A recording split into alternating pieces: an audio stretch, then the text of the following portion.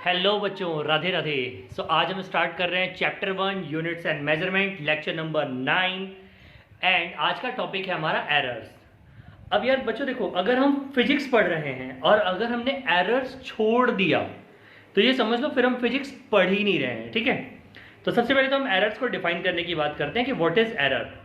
जब कभी भी बच्चों देखो हम एरर के बारे में बात करते हैं ना, तो इसकी एक्चुअल डेफिनेशन ये है कि any uncertainty in the measurement or any quantity is called error। ठीक है, यानी कि किसी भी क्वांटिटी को मेजर करने में जो अनसर्टेनिटी आती है वो एरर कहलाती है। अब यार एक जगह पे कंफ्यूज मत होना, ठीक है। तुम्हारा एरर अलग पार्ट है और काउंटिंग अलग पार्ट है। Got it? जैसे सपोज करो तुम्हारे घर में कितने लोग हैं, अगर मैं पूछ लूं, ठीक है, तो अगर बच्चों तुम सपोज करो भाई बहन मॉम डैड, तो तुम क्या बोलोगे? 4 लोग हैं, करेक्ट है। अब ऐसा नहीं कि तुम्हारा भाई छोटा है तो तुम बोलोगे नहीं सर मेरे घर में तो 3.5 लोग हैं, नहीं, दैट इज काउंटिंग, 4 लोग हैं। बट अगर मैंने गलती से ये बोला कि अब इन चारों लोगों की हाइट्स बताओ, यार बच्चों यहां मेजरमेंट आ जाएगा। और मेजरमेंट ना कभी एकदम परफेक्ट 100% परफेक्ट हो ही नहीं सकता है, बिल्कुल प्रिसाइज हो ही नहीं सकता, कोई ना कोई एरर उसमें होगी ही। जैसे सपोज करो अगर मैं हाइट मेजर करने की बात करता हूं, ठीक है, अब आपने अपने डैड को पहले मेजर कर लिया, हाइट निकाली डैड की, ठीक है, लेकिन अब मैं आपको अगर बताऊं कि पता है आपको, अगर आपके डैड खड़े हैं तो उनकी हाइट अलग आएगी, और अगर आपके डैड जो है वो लेटे हुए हैं और उस टाइम पे आप उनकी हाइट निकालने की कोशिश करोगे तो वो कंप्लीट अलग आएगी। बिकॉज क्योंकि जैसे ही वो खड़े होते हैं ना, वैसे ही उनके बोन्स के, उनकी पूरी बॉडी का प्रेशर उनके बोन्स पे पड़ता है और बोन्स थोड़ी दब जाती है। खैर वो डिफरेंस जो है वो हार्डली कुछ एमएम्स में होगा या उससे भी कम हो सकता है, बट 100% एक्यूरेट नहीं होगा बच्चों। And this is what error. जैसे सपोज करो मैंने बोला किसी को भी बोला, ठीक है, अपने क्लास में किसी बच्चे को बोला, मैं बोला यार मंगलदीप जा 1 किलो आलू लेकर के आ, ठीक है। अब मंगलदीप खुशी खुशी गया, उसने देखा कि उसने बिल्कुल मतलब प्रिसाइज मेजरमेंट करके ले आया कि नहीं यार सर मैंने आपके लिए देखो 1 किलो आलू डॉट लेकर के आया। बट अगेन अगर मैं उसी आलू के थैले को ले जा करके किसी गोल्ड स्मिथ यानी कि सुनार के यहाँ रख दूं तो डेफिनेटली कुछ ना कुछ अप्स एंड डाउन्स आ जाएंगे। करेक्ट है, क्यों? क्योंकि उसका जो मेजरमेंट है वो काफ़ी और ज़्यादा प्रिसाइज है। So this is what errors. ठीक है, अब हम एरर को क्लासीफाई करते हैं, बेसिकली 6 टाइप्स में क्लासीफाई करते हैं। तो चलिए देखते हैं कौन कौन से टाइप हैं। तो पहला टाइप है हमारे पास सिस्टमैटिक एरर। अब अगर आप अपनी स्क्रीन पे देख पा रहे होगे तो स्क्रीन पे आपके इसकी डेफिनेशन लिखी हुई है, that is errors which are deviated in either positive or negative value। याद रखना, आप कोई भी मेजरमेंट ले रहे हो या तो वो मेजरमेंट ओनली पॉजिटिव साइड में डिविएट हो रहा है या ओनली निगेटिव साइड में डिविएट हो रहा है। ओके, जैसे सबसे बेसिक एग्जांपल लेता हूं, जैसे ग्रेविटी हमें पता है दैट इज 9.8 यूनिवर्सल है, बट अगर आप इसको बार बार मेजर कर रहे हो और ये 9.5, 9.6, 9.3 यानी कि ये 9.8 से कम आ रही है, माइनस में जा रही है, तो ये सिस्टमैटिक एरर है। और अगर आप बार बार मेजर कर रहे हो, कोई अलग स्टूडेंट मेजर कर रहा है और उसका बार बार जो मेजरमेंट है वो 9.9, 10, 10.1 यानी कि एवरी टाइम प्लस में जा रही है, देन अगेन ये सिस्टमैटिक एरर है। यानी कि या तो वो पॉजिटिव साइड में डिविएट हो रही है और या वो निगेटिव साइड में डिविएट हो रही है। सपोज करो मैंने आपको एग्जैक्टली 10 सेंटीमीटर की एक लाइन दे दी, अब आप हर बार मेजर कर रहे हो, आपका जो मेजरमेंट आ रहा है वो 9.9, 9.8, 9 पॉइंट समथिंग आ रहा है, 10 नहीं आ रहा है, 10 से कम आ रहा है, माइनस में डिविएट हो रहा है, तो वो क्या है? वो आपके लिए सिस्टमैटिक एरर है। बट अगर वो एवरी टाइम पॉजिटिव में डिविएट हो रहा है, जैसे 10.1, 10.2, 10.3 इस तरह से डिविएट हो रहा है, पॉजिटिव में डिविएट हो रहा है, तो that is again systematic error. क्यों? क्योंकि इधर वो निगेटिव में डिविएट हो रहा है और पॉजिटिव में डिविएट हो रहा है। Got it? ओके, अगली बात करते हैं हम रैंडम एरर। अब देखो वहां पे सिस्टमैटिक एरर में हमने अभी डिस्कस किया या तो पॉजिटिव में डिविएट होगा या निगेटिव में डिविएट होगा बच्चों, बट रैंडम एरर में दोनों में से किसी भी साइड में डिविएट हो सकता है। मतलब सपोज करो कि 9.8 हमारी ग्रेविटी की वैल्यू है, अब भाई साहब निकालने बैठे, कभी 9.9 आ रहा है, कभी 9.6 आ रहा है, कभी 10 आ रहा है, कभी 9 ही आ जा रहा है, मतलब दोनों साइड में डिविएट हो रहा है, किसी एक साइड में नहीं, दोनों साइड में, पॉजिटिव एंड निगेटिव दोनों साइड में, तो दैट इज व्हाट, ये कहलाएगा हमारा random error. Third one is personal error. अब पर्सनल एरर की बात करेंगे तो किसी पर्सन की वजह, यार देखो जैसा नाम वैसा काम, यथा नाम तथा गुण, मैंने आपको कितनी बार बताया ये बात है ना।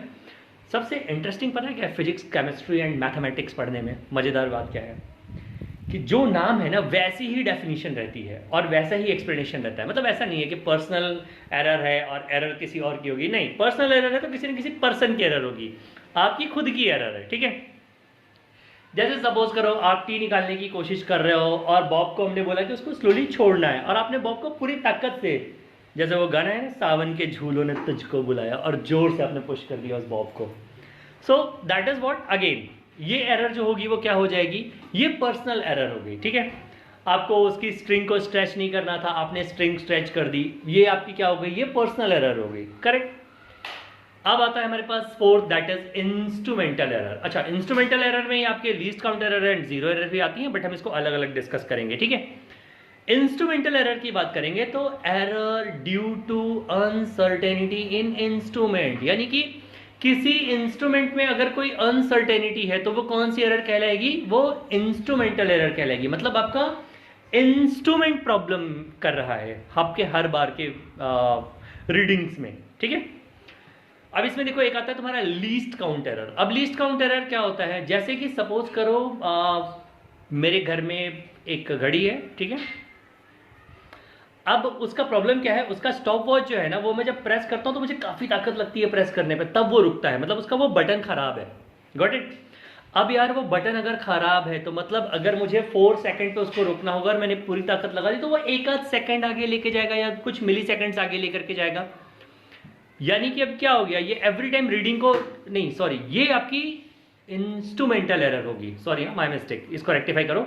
इंस्ट्रूमेंटल एरर के बारे में बात करता मैं, तो error due to uncertainty in instrument. जैसे कि सपोज करो कि अगर मैं बात करूं कि मैंने वो स्टॉप वॉच को रोकने की कोशिश करी और वो स्टॉप वॉच रुक नहीं रही है, ठीक है, कुछ सेकंड या कुछ मिली सेकंड्स के बाद जाकर के रुक रही है, तो that is what instrumental error, ये इंस्ट्रूमेंटल एरर कहलाएगी, ठीक है।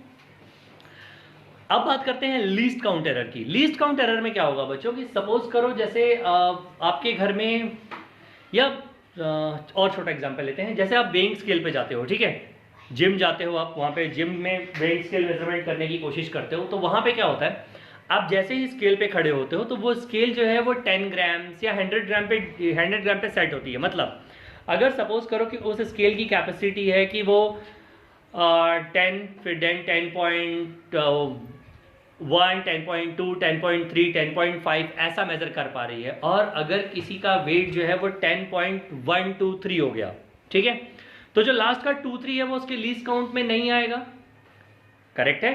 तो या तो वो 10.1 शो कर देगा या 10.2 शो कर देगा। जैसे सपोज करो आप कोई लाइन खींच रहे हो, अब अगर आपने देखा होगा तो आपके सेंटीमीटर के स्केल पे 10 स्लॉट्स होते हैं, करेक्ट है ना, तो 1 सेंटीमीटर, तो अगर मतलब वो कैसे नाप सकता है, तो दैट इज 0.1, 0.2, 0.3, 0.3, 0.4। अब अगर किसी लाइन की जो लेंथ है वो 0.45 हुई, तो या तो हम उसको 0.4 में कंसीडर कर लेंगे या हम उसको 0.5 में कंसीडर कर पाएंगे, बट 0.45 एग्जैक्टली कंसीडर नहीं कर पाएंगे बच्चों। ये लीस्ट काउंट एरर है, ठीक है। अभी थोड़ी देर पहले मैं इन दोनों में थोड़ा कंफ्यूज हो गया था, तो वो एक बार देख लेना, ठीक है। लीस्ट काउंट एरर में क्या होता है, वो इंस्ट्रूमेंट की वजह से होती है, वो इंस्ट्रूमेंट की मिनिमम मेजरिंग कैपेसिटी की वजह से होती है, और इंस्ट्रूमेंटल एरर जो होती है वो किसी स्पेसिफिक इंस्ट्रूमेंट के एरर की वजह से होती है, जैसे स्टॉप वॉच का लेट प्रेस होना, उसके कुछ स्विचेस का खराब होना, गॉट इट, ये सारे एरर। अब लास्ट जो है that is zero error. Zero error में क्या है कि if reading of instrument initially is not at zero, then error in reading is called zero error. अब सपोज करो कि आप एक जगह पे जाते हो कुछ खरीदने के लिए, और जो उसका मेजरमेंट यूनिट है, जो उसका वजन नापने का यूनिट, कांटा है, कांटा बोलते हो ना आप लोग, कांटा है, वो सपोज करो स्टार्ट हो रहा है 0.10 से स्टार्ट हो रहा है। तो मतलब अब अगर मैंने 1 किलो आलू मांगा उससे, तो 100 ग्राम आलू तो मेरे अपने आप पहले ही कम हो गए, भाई मेरे को 900 ग्राम ही आलू मिले, समझ रहे हो आप, ये जीरो एरर हो गया। या सपोज करो आप किसी वेइंग स्केल पे खड़े होते हो और वो वेइंग स्केल स्टार्ट ही 1 kg से हो रही है और मेरा वेट दिख गया 80 kg, तो दैट मीन्स मेरा वेट कितना होना चाहिए, दैट इज 79 kg होना चाहिए, बट कितना दिख रहा है, 80 kg दिख रहा है, गॉट इट।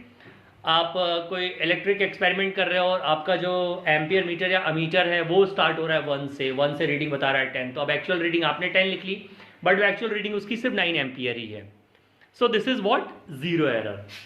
तो अब यहाँ पे हमारा ये टॉपिक जो है वो खत्म होता है एरर्स का। हम एक बार रिवाइज कर लेते हैं एरर्स हमारी क्या होती हैं।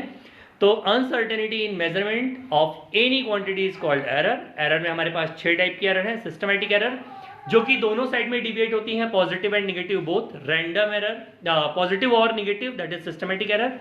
रैंडम एरर जो कि दोनों में से किसी भी साइड में डिविएट हो सकती हैं, पॉजिटिव भी डिविएट होंगी और नेगेटिव भी डिविएट होंगी, ठीक है, वो हमारी रैंडम एरर कहलाएंगी। पर्सनल एरर जो हमसे मिस्टेक्स होंगी वो पर्सनल एरर कहलाएंगी। इंस्ट्रूमेंटल एरर किसी इंस्ट्रूमेंट में डिफेक्ट की वजह से जो एरर आएगी वो इंस्ट्रूमेंटल एरर कहलाएगी। लीस्ट काउंट एरर किसी इंस्ट्रूमेंट की जो मिनिमम मेजरिंग कैपेसिटी होगी उसकी वजह से जो एरर आएगी that is least count error. And zero error अगर कोई इंस्ट्रूमेंट आपका पेयर नहीं है, सिंक्ड नहीं है, वो जीरो पे नहीं है, उसकी वजह से जो एरर आएगी वो जीरो एरर्स होगी।